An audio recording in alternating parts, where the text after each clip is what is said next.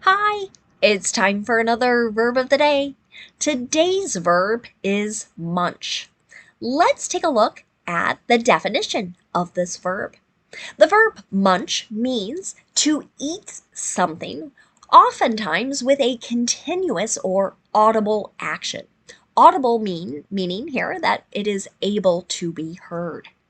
So this verb, again, is another one connected to that action of eating or chewing. You should know that munch is a regular verb. If you want to make the progressive form of this verb, all you need to do is add ing to form munching.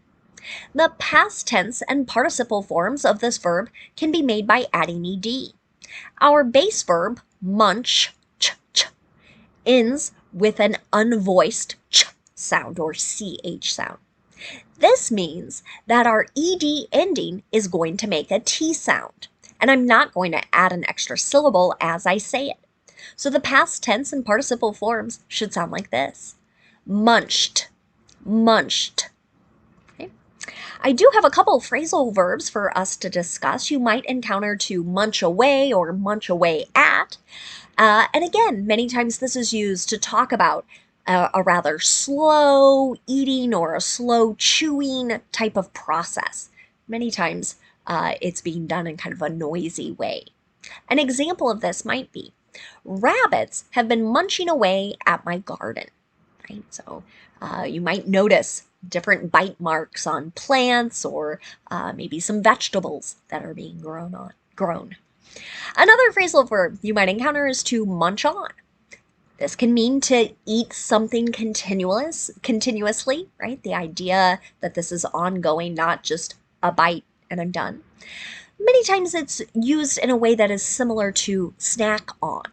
An example of this might be, she munches on nuts throughout the afternoon. Right?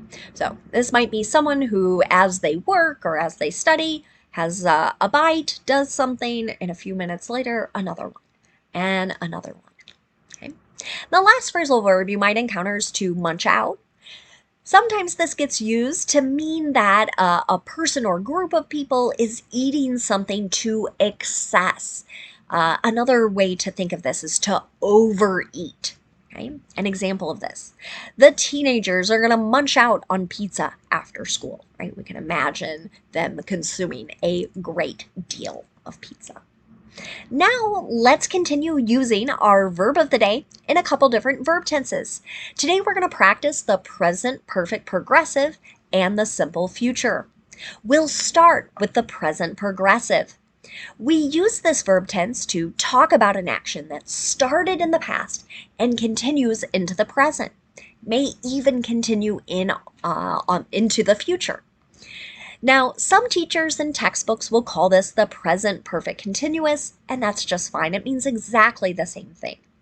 The reason I often use present perfect progressive in my classes is that I look for ways to help my students remember how we make these verbs. So present perfect progressive has 3 P's in its name.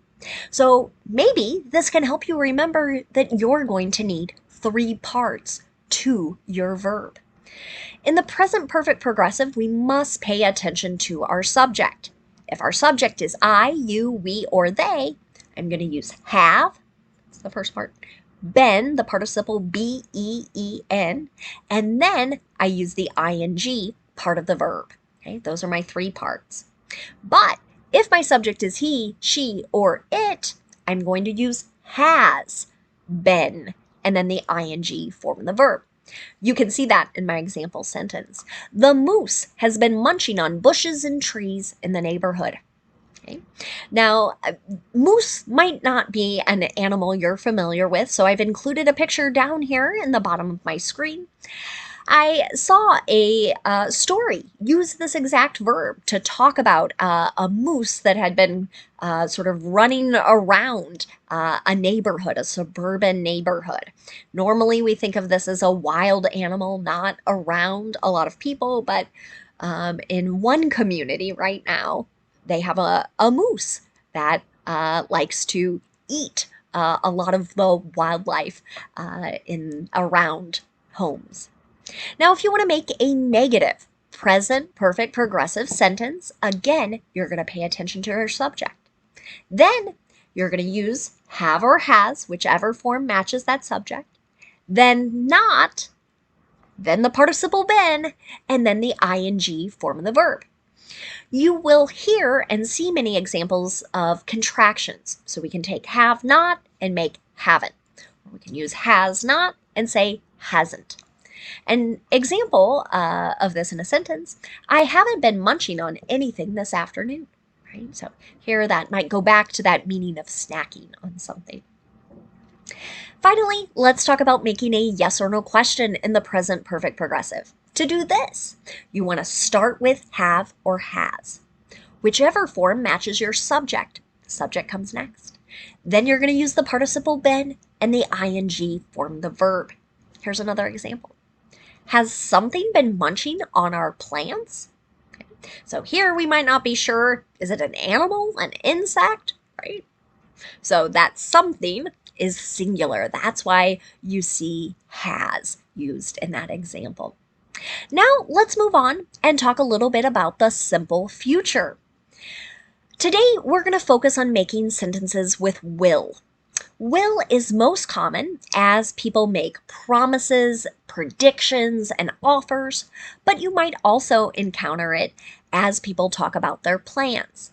The nice thing about making sentences in the simple future with will is that we're going to have a subject, doesn't matter what that subject is, we will use will and then the base verb. So we're going to follow that same pattern no matter what the subject is.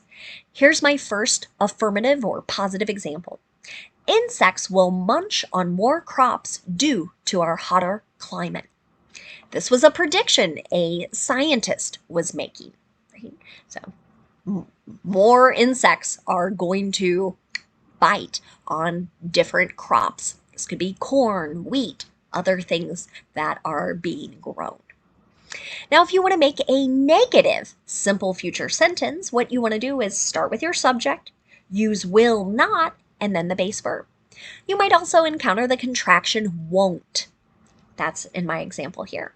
I won't munch too loudly during the meeting, right? Here somebody is maybe making up a promise, right?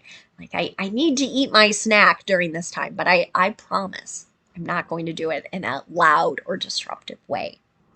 Finally, let's look at making a yes or no question with will. To do this, start with will, then use your subject, then the base verb. Here's my last example. Will we munch on anything during our hike? Okay.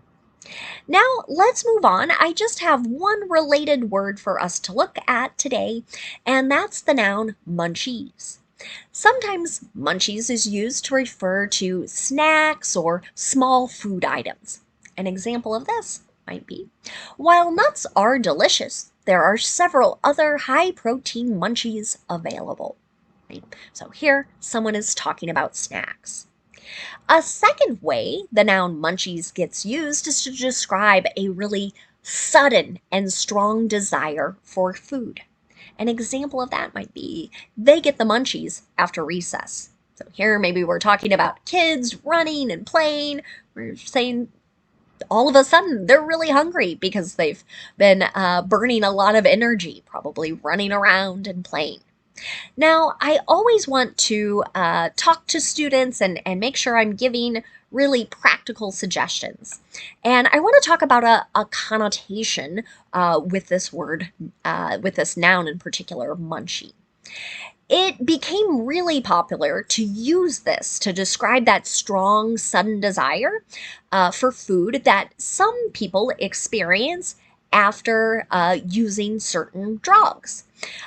So I would caution you about using this word munchies in a professional setting, right? You might want to know your environment, how people feel about that. This is not a noun I use regularly. It's far more common for me to talk about snacks.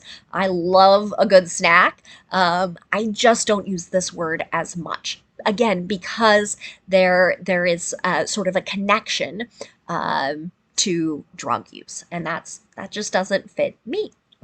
But I really appreciate you watching today's video, and I hope you have a great day.